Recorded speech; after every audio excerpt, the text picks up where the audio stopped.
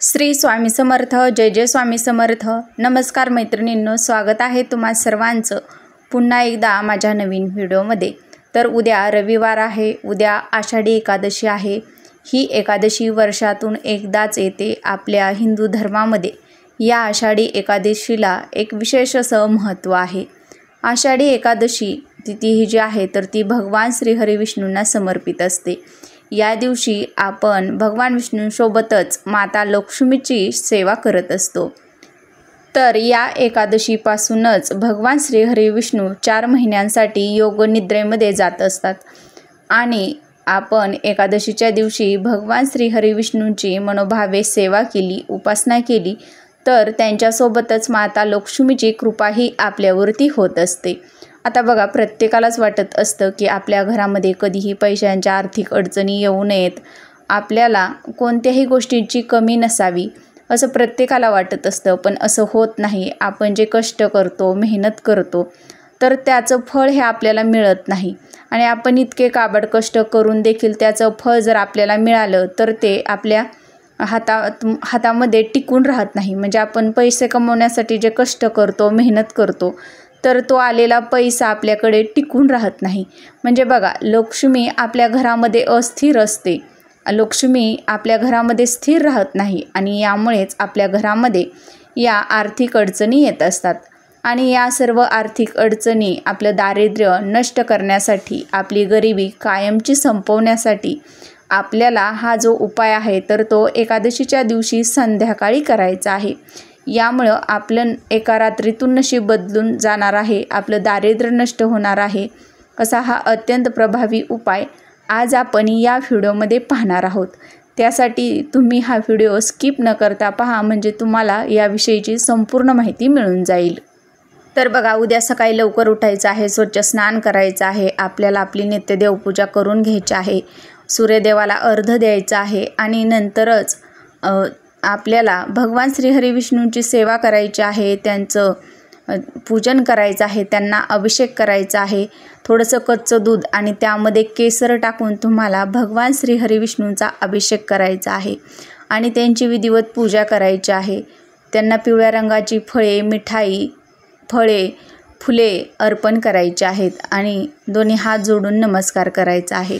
या दिवशी एकादशीचं व्रत तर हे सर्वांचंच असणार आहे आणि संध्याकाळच्या वेळी तुम्हाला हा उपाय करायचा आहे। म्हणजे ज्या वेळी आपल्या घरामध्ये माता लक्ष्मी प्रवेश करते त्यावेळी आपल्याला हा उपाय करायचा आहे।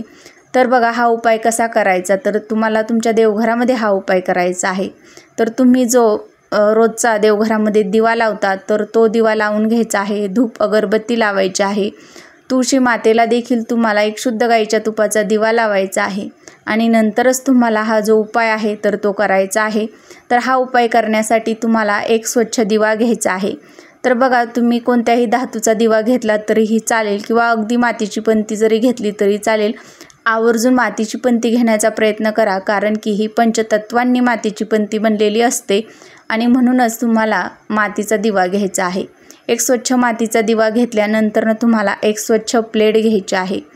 या दिव्यामध्ये तुम्हाला तूप किंवा तेल घालायचं आहे। जर तुमच्याकडे तूप नसेल आणि तेल असेल तर तेल घाला आणि तूप जर असेल तर आवर्जून तूप घालण्याचा प्रयत्न करा, कारण की माता लक्ष्मीला प्रसन्न करण्यासाठी आपण जी पण उपाय करतो तर त्यामध्ये तुपाचं महत्त्व हे खूप आहे, म्हणून आवर्जून तूप घालण्याचा प्रयत्न करा। तर या दिव्यामध्ये तुम्हाला तूप घालून घ्यायचं आहे आणि कलाव्याचा जो धागा असतो तर त्या धाग्याची वात तुम्हाला या दिव्यामध्ये घालायची आहे। तर बघा, या दिव्यामध्ये कलाव्याची वात घातल्यानंतरनं आपण जी ही प्लेट घेतलेली आहे तर त्या प्लेटमध्ये तुम्हाला मूठभर चणा डाळ म्हणजेच हरभऱ्याची डाळ ही त्या प्लेटमध्ये ठेवायची आहे। तर बघा, चणा डाळीचा रंग हा पिवळा असतो आणि भगवान श्री हरी विष्णूंना पिवळ्या रंगाच्या ज्या वस्तू आहेत तर त्या अतिशय प्रिय आहेत, म्हणून तुम्हाला चणा डाळ मूठभर त्या प्लेटमध्ये ठेवायची आहे आणि हा जो तुपाचा दिवा आपण घेतलेला आहे तर तो देखील त्या चणा डाळीवरती ठेवून द्यायचा आहे। यानंतरनं तुम्हाला हा जो दिवा आहे तर तो प्रज्वलित करायचा आहे आणि तुमच्या देवघरामध्ये ठेवायचा आहे। आता बघा, दिवा प्रज्वलित केल्यानंतरनं त्या दिव्यामध्ये तुम्हाला एक अखंड लवंग, एक अखंड तांदूळ आणि एक कापराची जी वडी आहे तर ती टाकायची आहे। या 3 वस्तू तुम्हाला या दिव्यामध्ये टाकायच्या आहेत आणि देवघरामध्ये हा दिवा ठेवायचा आहे। यानंतरनं तुम्हाला एक वेळेस विष्णू सहस्त्रनामाचं पठण करायचं आहे। विष्णू सहस्त्रनामाचं पठण करणं जर शक्य नसेल तर फक्त ओम नमो भगवते वासुदेवाय नमः या मंत्राचा तुम्हाला जप करायचा आहे। जेवढा पण तुम्हाला शक्य होईल तेवढ्या वेळेस तुम्हाला हा जप करायचा आहे। तर अशा पद्धतीनं हा जो साधा सोपा उपाय आहे तर तो उद्या संध्याकाळी एकादशीच्या दिवशी तुम्हाला तुमच्या घरामध्ये करायचा आहे।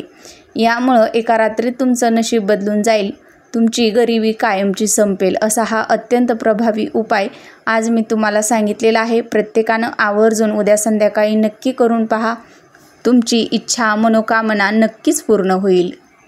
तर हा जो दिवा आहे तर तो तुम्ही एकादशीच्या दिवशी संध्याकाळी लावल्यानंतरनं तो दिवा रात्री 12 वाजेपर्यंत जळेल इतकं तेल किंवा तूप या दिव्यामध्ये तुम्हाला घालायचं आहे।